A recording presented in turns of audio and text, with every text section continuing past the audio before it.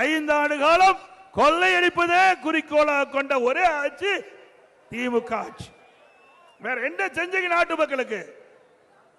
பல முறை சட்டமன்றத்தில் எச்சரிக்கை விட்டேன். 2 நாளைக்கு முன்பு சட்டமன்ற நிகழ்ச்சி 2.5 மணி நேரம் பேசினேன். இந்த முதலமைச்சர் சட்டமன்றத்துக்கு வரல, ஓடி ஒளிந்து கொண்டார்.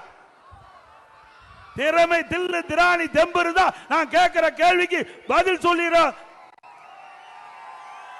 முடியாது. சரக்கில்லாத மனிதர், பொம்மை முதலமைச்சர், திறமையற்ற முதலமைச்சர். இவர் முதலமைச்சர் ஆன காரணத்தினால்தான் இன்றைக்கு தமிழகம் இன்றைக்கு தலை குனிகின்ற நிலைக்கு ஏற்பட்டு விட்டது. தலை நிமிரல, தலை தொங்கி போச்சு. திரு ஸ்டாலின் ஆட்சியில. திரு ஸ்டாலின் அவர்களே, மாண்புமிகு புரட்சி தலைவி மறைவுக்கு பிறகு 4 ஆண்டு 2 மாத காலம் சிறப்பான ஆட்சி நாட்டு மக்களுக்கு கொடுத்தோம்.